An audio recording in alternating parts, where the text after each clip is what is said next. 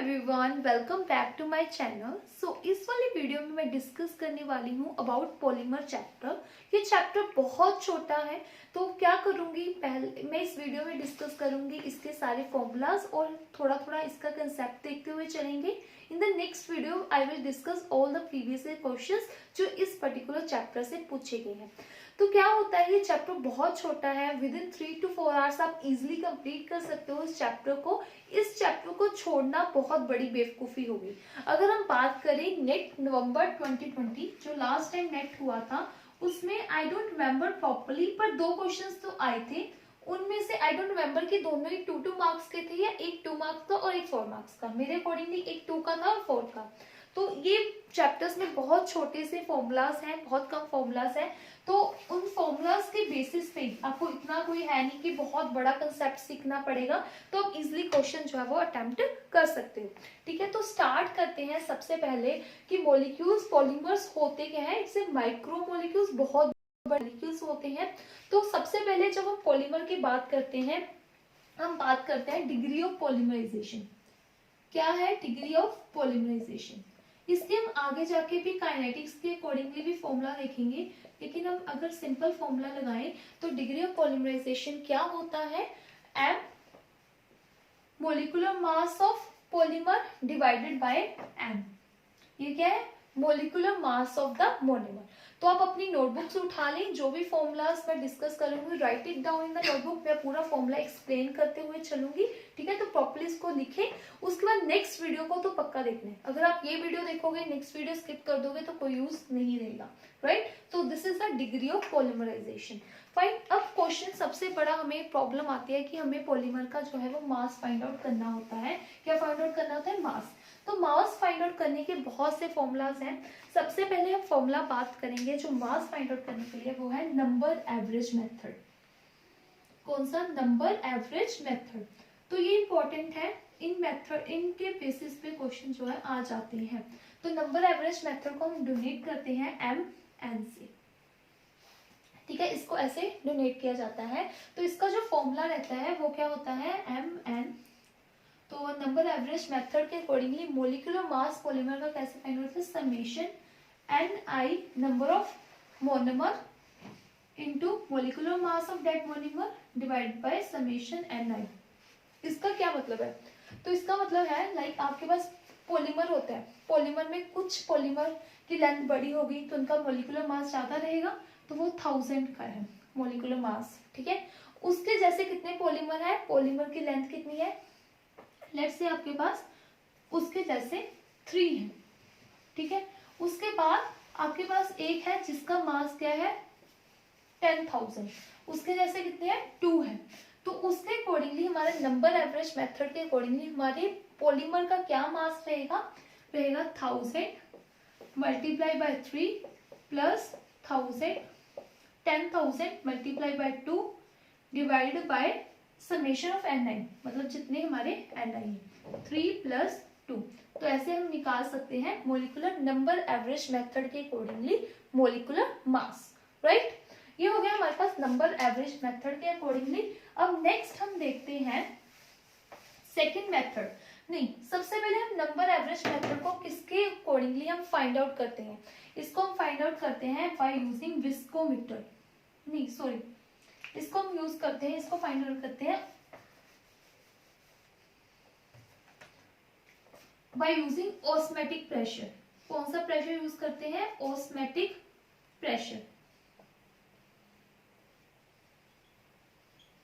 ठीक है। Osmotic pressure के बेसिस पे हम इसको फाइंड आउट करते हैं, ठीक है। तो इसके लिए इंस्ट्रूमेंट कौन सा होता है, ऑस्टोमीटर, ठीक है। तो ऑस्मेटिक प्रेशर के बेसिस पे फाइंड आउट किया जाता है। तो हम इसका फॉर्मूला यूज होता है पाई। पाई क्या है, reverse osmotic pressure, reduce osmotic pressure. तो पाई क्या है, रिड्यूस ऑस्मेटिक प्रेशर। आपको सभी को ऑस्मेटिक प्रेशर के बारे में पता होगा, ये हमने कौन से चैप्टर में पढ़ा हुआ है, +2 में पढ़ा था, सोल्यूशन चैप्टर में, ऑस्मेटिक प्रेशर, ठीक है। By using that method we try to find out the molecular mass of the polymer, क्या, number average molecular mass. Pi C क्या है, रिड्यूस ऑस्मेटिक प्रेशर, और वी कैन से सी क्या है, concentration, concentration को हम किससे करते हैं, यहाँ पे जो कंसंट्रेशन है वो क्या है, ग्राम पर लीटर में। उसके बाद है RT/m प्लस BC/RT/m स्क्वायर। तो आई विल टेल यू कि ये क्या क्या है। R जो है वो क्या है, गैस कांस्टेंट, T क्या है, टेम्परेचर, M क्या है, मोलिकुलर मास किसका, पॉलीमर का, molecular mass of polymer. Fine, ठीक है। तो B जो है वो क्या है, अगेन कांस्टेंट है, राइट। R हमें पता लग गया गैस कांस्टेंट, T क्या है, टेम्परेचर, M क्या है, molecular mass of the polymer. तो इसमें से ग्राफ हम प्लॉट करते हैं किसका, π/c वर्सेस C का ग्राफ, ठीक है। तो y/c वर्सेस C का graph bye using this equation. y क्या है, π/c है ना, तो हमारा जो x है वो क्या है, c है, ये वाला c। तो m जो होती है वो स्लोप होती है, तो यहाँ पे जो स्लोप होगी वो क्या होगी, BRT/m स्क्वायर, ठीक है। और यहाँ पे जो c है वो क्या होता है, कांस्टेंट, ठीक है, इंटरसेक्शन, तो RT/m हो जाएगा। Fine, by using number average method. ये आपको पता होना चाहिए किस मेथड पे बेसिस पे सॉल्व किया जाता है इसको, ऑस्मेटिक प्रेशर के बेसिस पे, ठीक है। नेक्स्ट आता है हमारे पास, ऑस्मेटिक प्रेशर हो गया। नेक्स्ट आता है वेट एवरेज मेथड। कौन सा मेथड है, वेट एवरेज मेथड है।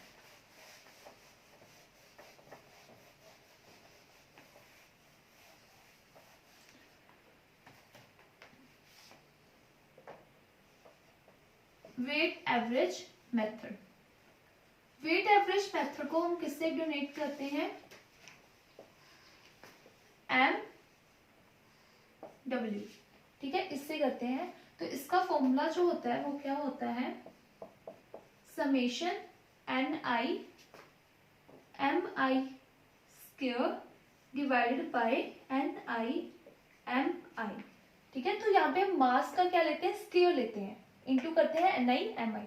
तो इसको किस मेथड से हम सॉल्व करते हैं, by using light scattering method. कौन सा मेथड, ये आपको पता होना चाहिए। नेक्स्ट टाइम जब हम वीडियो पे क्वेश्चन डिस्कस करेंगे नेक्स्ट वीडियो में, तब आप देखोगे इस पे क्वेश्चन जो है वो पूछेंगे। तो ऑस्मेटिक प्रेशर वाला हमने फॉर्मूला देखा था, इसका फॉर्मूला बहुत लेंथी होता है, कभी क्वेश्चन में नहीं पूछा गया। तो light scattering method, okay. Next आता है, ये वेट एवरेज हो गया। नेक्स्ट होता है एवरेज मेथड।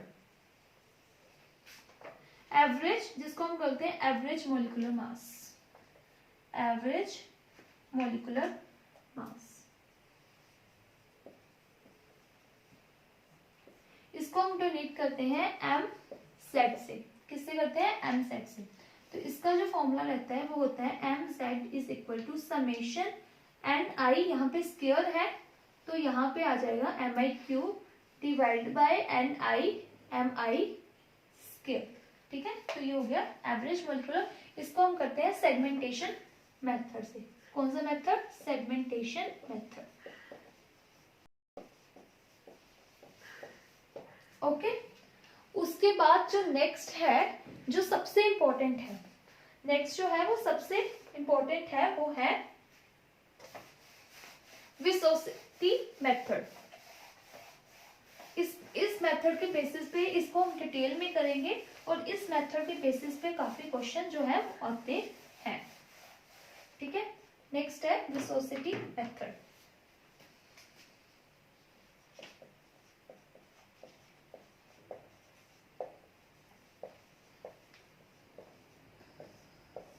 ओके, इसका जो फॉर्मूला होता है इसको हम किससे करते हैं, एम वी, ठीक है। क्या किससे करते हैं, एम वी से।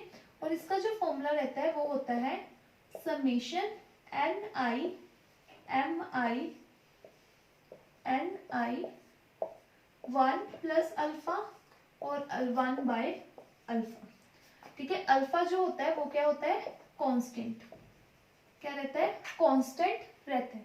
और जो अल्फा की वैल्यू होती है वो होती है 0.5 से 1 के बीच में, राइट। 0.5 टू 1 के बीच में जो इसकी वैल्यू रहती है, ओके। तो ये डिपेंड किससे करता है कि क्या शेप है आपके मैक्रोमोलिक्यूल की। माइक्रोमोलिक्यूल की शेप पे डिपेंड करता है। तो इस मेथड को विस्कोसिटी एवरेज मेथड में हम यूज करते हैं विस्कोसिटी को, ठीक है। तो ये इसको मेजर करने के लिए हम कौन सा इंस्ट्रूमेंट यूज करते होंगे, विस्कोमीटर। कौन सा इंस्ट्रूमेंट, विस्कोमीटर, राइट। अब नेक्स्ट हमने देखना है इसको मेजर करने के लिए क्या फॉर्मूला कौन सा हम यूज करते हैं। तो इसके लिए हमारे पास आता है विस्कोसिटी ऑफ द सॉल्यूशन, उसके बाद viscosity of the solvent 1 plus ये क्या होती है, इंट्रिंसिक वेलोसिटी,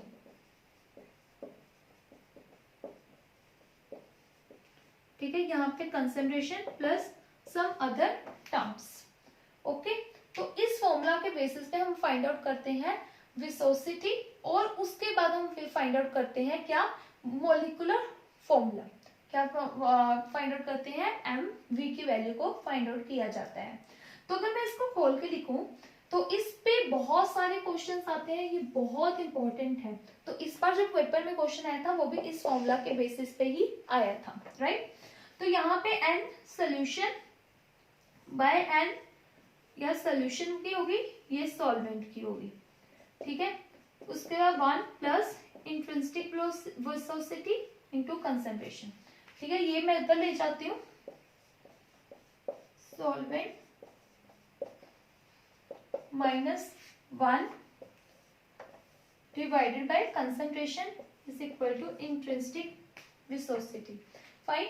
यहाँ पे जो कंसंट्रेशन है ये वाला बहुत इंपॉर्टेंट पॉइंट है, यहाँ से हम निकालते हैं इंट्रिंसिक विस्कोसिटी, और यहाँ पे ये जो कंसंट्रेशन है ये क्या होना चाहिए, लिमिट C अप्रोचेस 0। जब कंसंट्रेशन 0 होगी, क्योंकि यहाँ पे हमारे पास कुछ एक्स्ट्रा टर्म्स भी थी ना, जब कंसंट्रेशन 0 होगी तभी जो इंट्रिंसिक विस्कोसिटी है वो इस पर्टिकुलर फॉर्मूला की इक्वल होगी, फाइन। अब नेक्स्ट हमने जो देखना है वो है, यहां से हम निकालेंगे इंट्रिंसिक विस्कोसिटी। एक नेक्स्ट फॉर्मूला होता है जिसके बेसिस पे हम निकालते हैं मोलिकुलर फॉर्मूला, वो है intrinsic viscosity is equal to K, this is again constant, mv alpha. तो अल्फा तो हमने पहले भी देखा था, ठीक है। तो K एंड अल्फा की वैल्यू क्या है, कांस्टेंट है, जो कि डिपेंड करती है solvent and along with micro molecule polymer के ऊपर में, but it remain constant at constant temperature. अगर टेम्परेचर चेंज करेंगे तो इसकी वैल्यू जो है वो क्या हो जाएगी, चेंज हो जाएगी, फाइन। तो it is a constant at constant temperature, ठीक है। Intrinsic viscosity K mv alpha, right. तो यहाँ से हम इंट्रिंसिक विस्कोसिटी निकालते हैं इस वाले पर्टिकुलर फॉर्मूला से बाय यूजिंग ग्राफ, और इस ग्राफ को यूज करते, सॉरी ये यूज करते हैं हम मॉलिक्यूलर मास फाइंड आउट करने के लिए, right. Taking log on both side, हम लॉग लेंगे, log intrinsic viscosity log K plus alpha log mv, fine. उसके बाद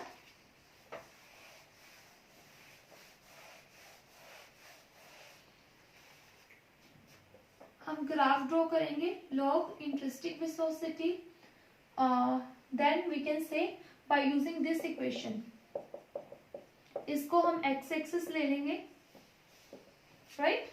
वेयरएज तो हमारा जो अल्फा होगा वो क्या हो जाएगा, स्लोप, और ये हो जाएगी लॉग K की वैल्यू। तो इस बेसिस पे हम मॉलिक्यूलर मास निकाल सकते हैं। तो ये वाला इंपॉर्टेंट है, इस फॉर्मूला के बेसिस पे बहुत क्वेश्चन आते हैं। उसके बाद नेक्स्ट हम करते हैं, ये हमारे पास सारे मेथड हो गए।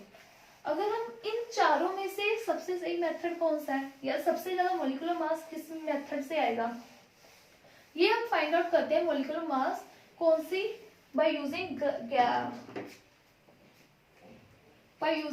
क्रोमेटोग्राफी, ठीक है। तो उसके बाद तो हमने by using that chromatography, gas chromatography use होती है। By using that chromatography we can find out कि जो मोलिकुलर मास है, एवरेज मोलिकुलर मास, वो सबसे ज्यादा होता है एज कंपेयर। देन आता है वेट एवरेज, देन आता है V, राइट। उसके बाद आता है हमारे पास नंबर एवरेज मोलिकुलर मास। तो ये रिलेशन भी एक किसी क्वेश्चन में पूछा गया हुआ है। तो यू शुड नो एवरेज वाला सबसे ज्यादा है, वेट, देन वी वाला, देन एन वाला, राइट। उसके बाद ये करने के बाद हमें एक और चीज पे क्वेश्चंस आते हैं इस पर्टिकुलर चीज पे। अगर आपने नंबर एवरेज देखा होगा, नंबर एवरेज में क्या था, हाँ इससे पहले मुझे ये करवाना है आपको, पॉली डिस्पर्सिटी कांस्टेंट, पॉली डिस्पर्सिटी कांस्टेंट, इसको डोनेट करते हैं डी से, ठीक है। तो इसका जो फॉर्मूला होता है वो क्या होता है,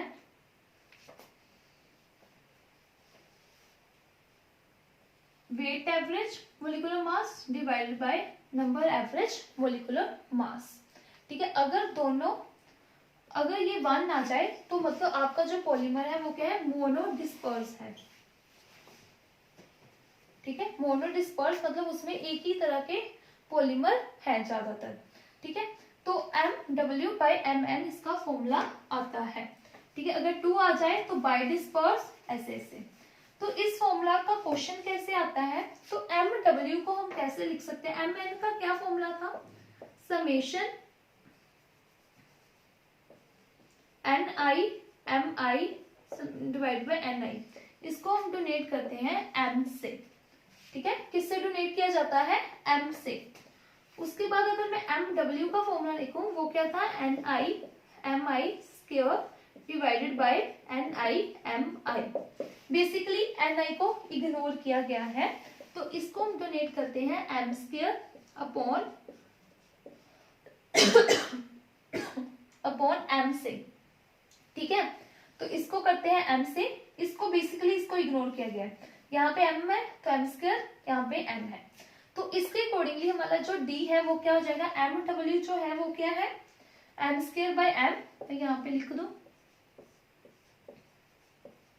इनटू हमारा Mn क्या है, M,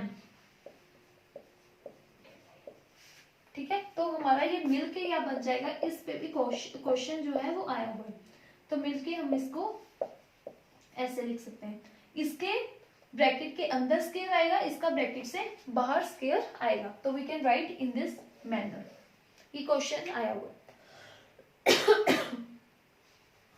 ठीक है। उसके बाद ये होने के बाद नेक्स्ट आता है हमारे पास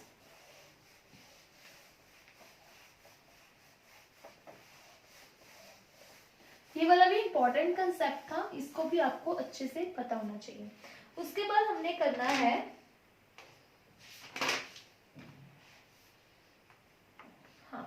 then we will discuss about the chain dimensions. इस पे भी क्वेश्चंस आ जाते हैं, बहुत सिंपल से फॉर्मूला है, बस आपको फॉर्मूला ही याद करना है और कुछ नहीं करना। चेन डायमेंशंस,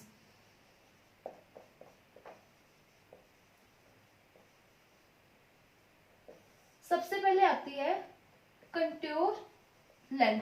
इसका मतलब क्या है, what is the length of your polymer, कि आपके पॉलीमर की क्या लेंथ है।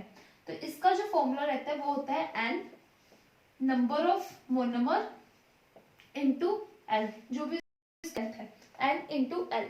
तो इस पे तो क्वेश्चन कंट्योर लेंथ पे कम आता है, मेनली आता है radius, root mean square radius, root mean square radius, इस पे क्वेश्चंस आते हैं।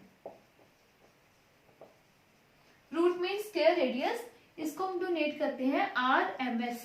इसका जो फॉर्मूला होता है, इट इज इंपॉर्टेंट, इस पे क्वेश्चन आता है, under root n into l, क्या रहता है, under root n into l। Third आता है रेडियस ऑफ गायरेशन,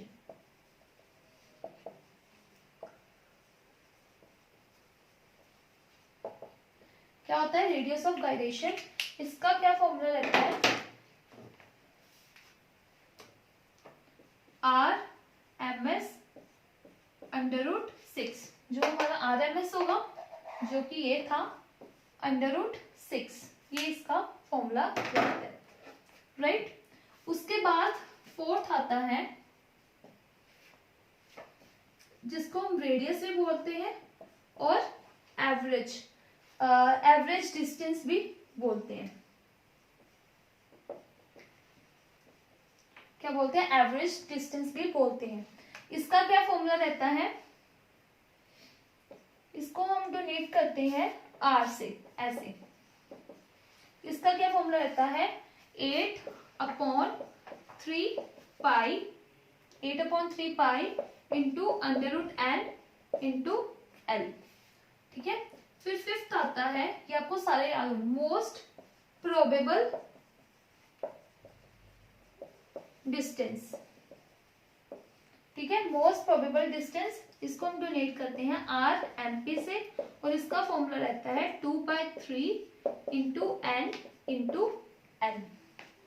ठीक है, देन हमारे पास ये हो गया, ये सारे फॉर्मूलेज आपको याद होने चाहिए अच्छे से, राइट।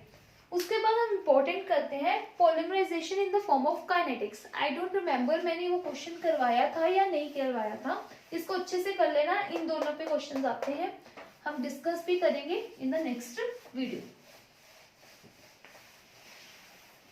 उसके बाद हमारे पास आता है डिग्री ऑफ पॉलीमराइजेशन। हमने डिग्री ऑफ पॉलीमराइजेशन डिस्कस किया था ना, उसका क्या फॉर्मूला था,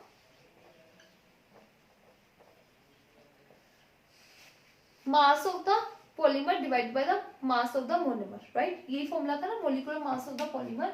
अब degree of polymerization in the form of kinetics, kinetics के फॉर्म में अगर हम बात करें तो डिग्री ऑफ पॉलीमराइजेशन का क्या फॉर्मूला रहता है, तो डिग्री ऑफ पॉलीमराइजेशन का फॉर्मूला होता है A0।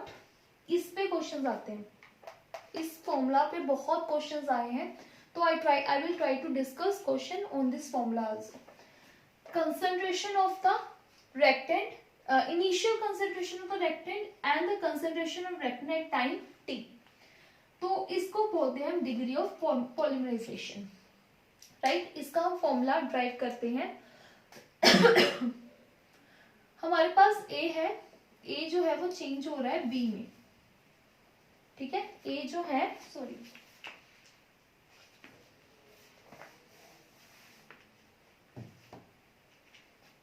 हमारे पास A है प्लस B है, उससे हमारे पास प्रोडक्ट बन रहा है B। A की स्टार्टिंग कंसंट्रेशन है A0 और B की स्टार्टिंग कंसंट्रेशन है A0 और P जो है वो क्या है, 0 है, राइट। हमारे पास A0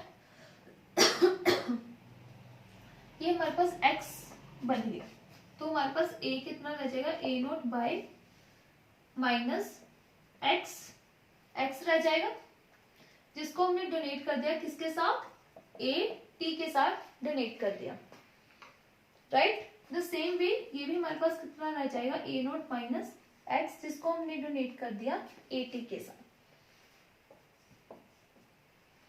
ओके। ये हमारे पास X बन रहा है। तो नेक्स्ट चीज होती है फ्रैक्शन ऑफ मॉलिक्यूल रिएक्टेड, कितने फ्रैक्शन ऑफ मॉलिक्यूल जो है पॉलीमर के आपके रिएक्ट कर रहे हैं, उसको हम डोनेट कर रहे हैं P से, किससे, P से, राइट। तो जो फ्रैक्शन ऑफ मॉलिक्यूल रिएक्टेड होंगे वो होंगे X, जितना आपका प्रोडक्ट बना, डिवाइडेड बाय जो भी आपकी इनिशियल कंसंट्रेशन थी A0, ठीक है, जो भी आपकी इनिशियल कंसंट्रेशन थी वो होगा। फिर उसके बाद X बाय A0 हो गया। अब हमने इसके फॉर्म से हमने निकालना है, अगर मैं बात करूं X को इन द फॉर्म ऑफ AT लिखने की, X इज इक्वल टू, हमारे पास हम कैसे लिख सकते हैं इसको, A0 माइनस X वो है AT equal, A0 minus X is equal to AT, तो now X can be written as AT, इसको इधर लेंगे ना, A0 माइनस AT, राइट। तो basically we want to find a fraction of molecule reacted that is P। इसको मैंने इस वाले फॉर्मूला X को लिख दिया, A0 minus AT by A0, right. तो fraction of molecule reacted P is equal to A0 minus AT। तो degree of polymerization इसको डिनोट करते हैं हम N से, किससे करते हैं, N से, right. So now P is equal to A0 minus AT by A0. So basically we want to find A0 by AT. How we can find it out? इसको मैं ऐसे लिख सकती हूँ, 80 by A naught, A naught minus 80 लिख सकते हो. Now I can also write it as P is equal to 1 minus 80 by A naught. Okay. In the next step what I can do, मैं P को तो लेकर चले जाऊं, तो इसको आ गया 80 by A naught. Okay. But we want A naught by 80. But हमारे पास क्या है 80 by A naught. So how we can write? Can I write like this? इसका रेसिप्रोकल कर सकते हो. तो ये हमारे पास आ गया degree of polymerization A naught by 80 is equal to 1 minus P, where P is a fraction of molecule reacted. Right? So A naught by 80 हमारे पास क्या आ गया 1 by 1 minus P. ओके. तो इसको हम सेकेंड ऑर्डर काइनेटिक्स के लिए भी निकाल सकते हैं, वो मैं आपको नेक्स्ट टाइम क्वेश्चन करवाऊंगी, उसमें आपको बताऊंगी. राइट. अब नेक्स्ट स्टेप है जो कि लास्ट है इस पॉलीमर का, वो है mole fraction of the polymer with chain length n. हमारे पास लेट्स से हमारे पास कोई भी पॉलीमर है जिसकी चेन लेंथ n है, तो उसकी कितनी मोल फ्रैक्शन होगी. तो mole fraction of A polymer with chain length n, mole fraction of A polymer. तो हमेशा याद रखना कि पॉलीमर में जो छोटे पॉलीमर्स होंगे वो हमेशा सोल्यूशन में ज्यादा रहेंगे एज कम्पेयर टू बड़े पॉलीमर्स. तो mole fraction of polymer with chain length n. Right. तो इसको हम कैसे निकाल सकते हैं, किसी भी मोल फ्रैक्शन को हम डोनेट करते हैं x, तो उसकी कौन से हमने निकालनी है n के साथ. किससे निकालनी है n के साथ. तो वो होती है 1 minus p n minus 1. Now n क्या है कि वो वाली चेन लेंथ, कितनी चेन लेंथ है, वो हो गया n की value. Whereas p here is not a fraction of molecule selected. यहाँ पे p क्या है, प्रोबेबिलिटी ऑफ ए मॉलिक्यूल. कितनी प्रोबेबिलिटी है कि वो molecule having a chain length n. कितने molecule having a chain length n, कि कितने नंबर ऑफ मॉलिक्यूल्स हैं जिनकी चेन लेंथ कितनी है n. ये क्या है, प्रोबेबिलिटी है. क्या है, probability. Right. So probability of molecules having a chain length है, कितने नंबर ऑफ मॉलिक्यूल्स हैं जिनकी चेन लेंथ कितनी है n है. राइट. नेक्स्ट है हमारे पास लिंक एवरेज. इस पे भी क्वेश्चन आए हुए हैं, तो ये भी हम क्वेश्चन नेक्स्ट वीडियो में डिस्कस करेंगे. लिंक एवरेज जो होता है वो क्या होता है 1 माइनस 1 बाय p. ठीक है. तो वेरस p अगेन क्या है, probability of molecule having a chain length n. तो उसका हम लिंक एवरेज फाइंड आउट कर सकते हैं. फाइन. तो इस पे इसी फॉर्मूलाज पे बेसिस पे सारे क्वेश्चन पूछे जाते हैं. नेक्स्ट टाइम मैं आपको सारे क्वेश्चंस करवाऊंगी. इस वीडियो को अच्छे से, इस फॉर्मूलाज को अच्छे से रिवाइज करना, और नेक्स्ट वीडियो को तभी देखना जब आपने इस वीडियो को देखा हो. ठीक है. तो नेक्स्ट वीडियो का फायदा इसलिए है जब आप ये वाली वीडियो को अच्छे से रिवाइज करके आओगे. तो आई होप ये वीडियो आपको यूजफुल लगी हो. Thank you so much for watching.